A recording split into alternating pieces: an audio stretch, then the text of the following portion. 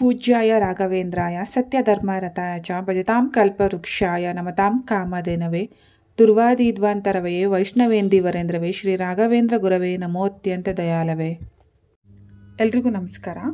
ಮನೆ ಅಂತ ಅಂದರೆ ದೇವ್ರ ಪೂಜೆ ಎಲ್ಲರೂ ಮಾಡ್ತೀವಿ. ಹಾಗಾಗಿ ಮನೆಯಲ್ಲಿ ದೇವರಿಗೆ ಎಷ್ಟು ಧೂಪದ ಕಡ್ಡಿ ಹಚ್ಚಿ ಪೂಜೆ ಮಾಡಿದರೆ ಯಾವ ರೀತಿ ಫಲ ಸಿಗುತ್ತೆ, ಹಾಗೆ ದೇವರಿಗೆ ಎಷ್ಟು ಧೂಪದ ಕಡ್ಡಿ ಹಚ್ಚಿದರೆ ಒಳಿತು ಎಂಬುದನ್ನು ನಾನು ಈ ವಿಡಿಯೋನಲ್ಲಿ ತಿಳಿಸ್ಕೊಡ್ತೀನಿ.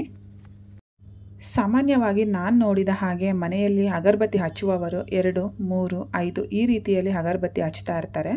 ಆದರೆ ಶಾಸ್ತ್ರದ ಪ್ರಕಾರ ಎಷ್ಟು ಅಗರಬತ್ತಿ ಹಚ್ಚಬೇಕು ಅನ್ನೋದನ್ನು ನಾನು ಈ ವಿಡಿಯೋನಲ್ಲಿ ತಿಳಿಸ್ಕೊಡ್ತೀನಿ. ಒಂದು ಧೂಪದ ಕಡ್ಡಿ ಹಚ್ಚುವುದರಿಂದ ಸದಾಕಾಲ ಮನೆಯಲ್ಲಿ ನೆಮ್ಮದಿ ಇರುವುದಿಲ್ಲ. ಮನೆಯ ಸದಸ್ಯರು ಯಾವಾಗಲೂ ದುಃಖದಲ್ಲಿ ಇರುವರು ಹಾಗೂ ಅನಾರೋಗ್ಯದಲ್ಲಿ ಬಳಲುತ್ತಿರುವರು.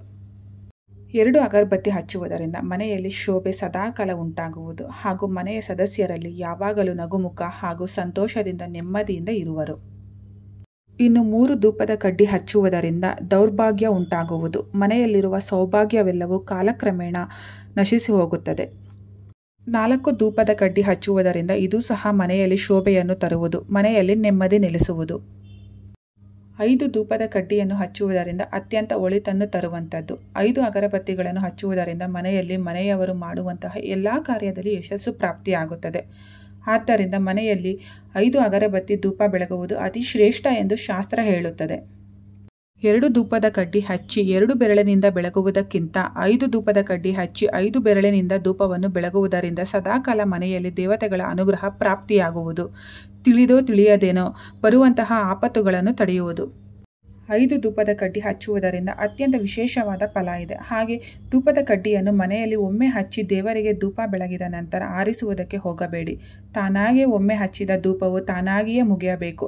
ನಾವು ದೇವರಿಗೆ ಧಾರಾಳವಾಗಿ ಧೂಪ ಬೆಳಗಿಸಿ ಪೂಜೆ ಮಾಡಿದರೆ, ಅಂದರೆ ನಾವು ದೇವರಿಗೆ ಕೊಡುವಂತಹ ವಿಷಯದಲ್ಲಿ ನಾವು ಧಾರಾಳವಾಗಿ 2 ಕೈಯಿಂದ ಕೊಟ್ಟರೆ ದೇವರು ನಮಗೆ 1000 ಕೈಯಿಂದ ಕೊಡುವರು. ಆದ್ದರಿಂದ 1000 ಕೈಯಿಂದ ಕೊಡುವಂತಹ ಭಗವಂತನನ್ನು ನಾವು 2 ಕೈಯನ್ನು ಜೋಡಿಸಿ 5 ಧೂಪದ ಕಡ್ಡಿಯನ್ನು ಹಚ್ಚಿ ಪೂಜೆ ಮಾಡಬೇಕು ಅಂತ ಹೇಳ್ತಾ ಇವತ್ತಿನ ವಿಡಿಯೋನ ನಾನು ಮುಗಿಸ್ತಾ ಇದ್ದೀನಿ. ಹಾಗೆ ಈ ವಿಡಿಯೋ ನಿಮಗೆ ಇಷ್ಟ ಆಗಿತ್ತು ಅಂತಂದರೆ ದಯವಿಟ್ಟು ಲೈಕ್ ಮಾಡಿ, ಶೇರ್ ಮಾಡಿ, ಸಬ್ಸ್ಕ್ರೈಬ್ ಆಗಿ ನನ್ನ ಚಾನಲ್ಗೆ. ಹಾಗೆ ನಿಮ್ಮ ಅನಿಸಿಕೆ ಅಭಿಪ್ರಾಯಗಳನ್ನ ದಯವಿಟ್ಟು ಕಮೆಂಟ್ ಮೂಲಕ ತಿಳಿಸ್ಕೊಡಿ. ರಾಯರಿದ್ದಾರೆ, ರಾಯರು ಎಲ್ರಿಗೂ ಒಳ್ಳೇದು ಮಾಡಲಿ. ಧನ್ಯವಾದಗಳು.